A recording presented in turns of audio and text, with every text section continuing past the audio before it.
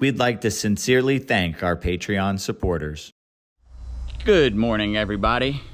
Today is a beautiful Tuesday morning, and the French boys are supposed to be here to help me. Maybe they're tired from yesterday, but today's gonna be about demo work.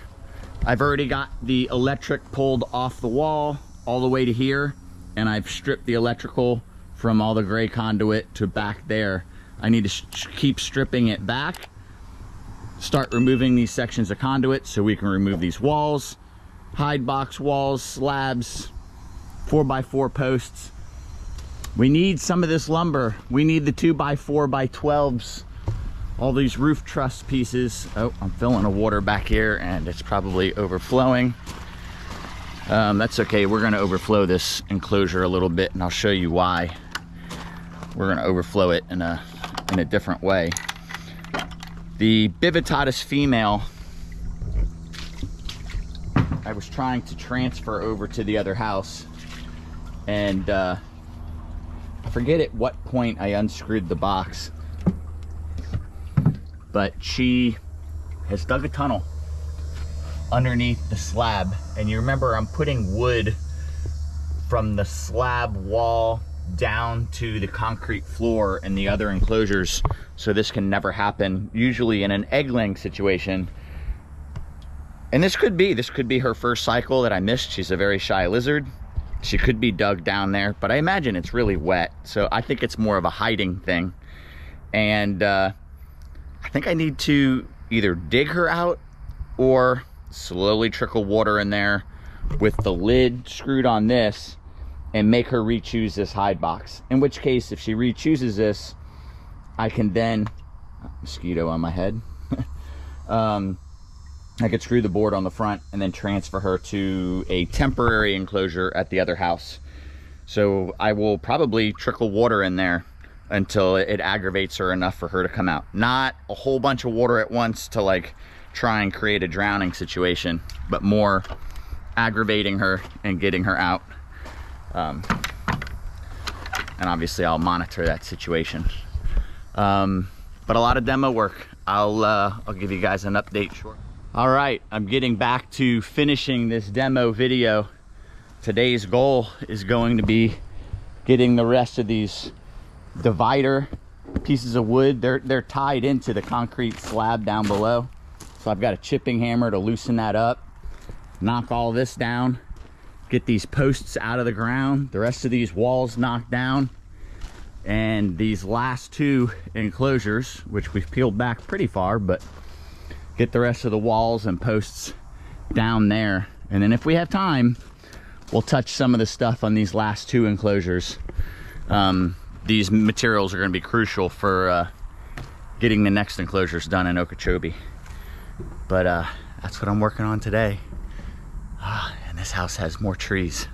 It is nicer to work out here, but I'm gonna get to it. All right, it's the end of the day. I am freaking exhausted, guys. It's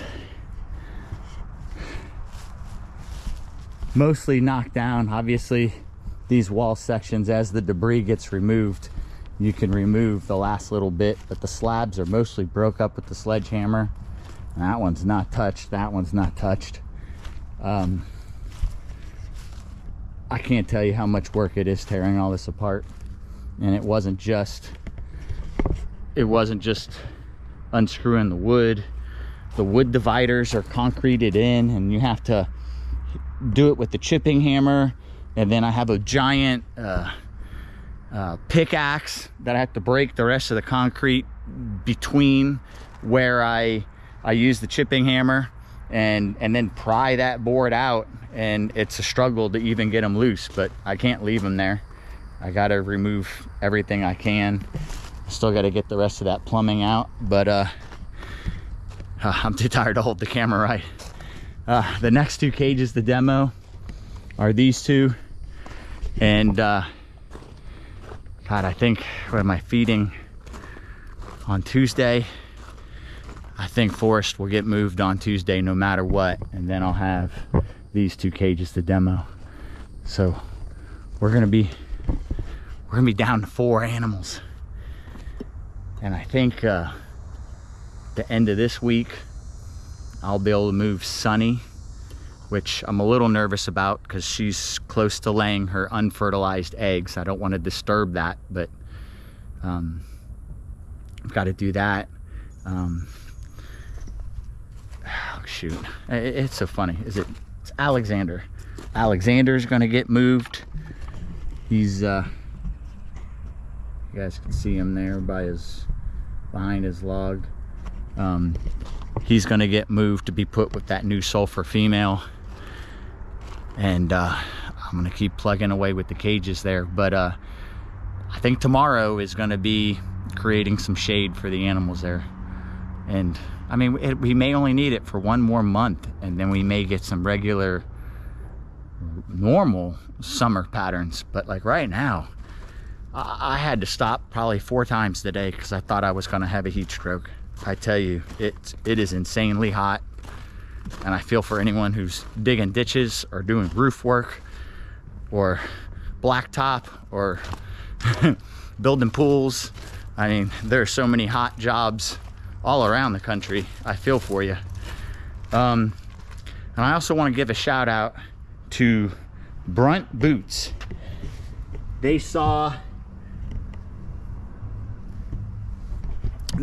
that my work shoes were having holes in them, and typically I work in my old sneakers, and I think I had some old hiking shoes that I used from my Alaska trip last year, and I've been using them until they were falling apart, and I was actually starting to get some pains in my legs, especially on the ladder work days or the heavy, like, carrying buckets of dirt days. And I was starting to stress it because this is not a time to like feel some getting old pains. But it wasn't that. I was wearing shoes that had no support. I put some insoles in them and it helped a little. But man, when I got these and I put them on and I worked a couple days, it was on the bigger roof screen days. I've been wearing them for about a week and a half now, and those pains are gone. They're really nice work shoes, so I'm very happy. Hopefully Tom will put a link. It's Brunt Boots, and thank you guys for sending those to me. I really appreciate it. And here, let's end the video on some animals. 18 days after my female albino laid, she was already, well, this is a perfect example of what she was doing. She was up on the screen like that, and the male was on the other side laying against her. And I'm like, well, that's odd, because that's too soon to be cycling. But I was working here that day, so I opened the door, and that night they were in the water tub mating. And the next night, and the next night. So tonight, if they get together again, that would make 4 days in a row. There's our male, and he is a healthy looking male. He is a really nice looking animal. And they're really calm together. So I'm excited about those other babies. I mean, so they're only like 20 something days in the incubator, and these turkeys are already mating again. And somebody made a comment, something about, you know, don't you give your animals a break? I don't force any introductions with my animals. I let them choose.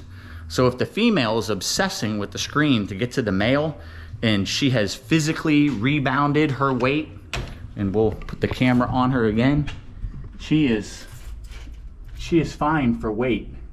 She's perfect weight. So, and they're due for a meal. I think it's been 4 days since they ate. She chose him. I didn't force an interaction, and she let me know when it was the right time. I opened the door, and sure enough, it was time. But that's it for now, guys. More good stuff to come. Have a good one. Thanks for watching, everyone. Please don't forget to like, comment, share, subscribe, and ring the notification bell. See you soon.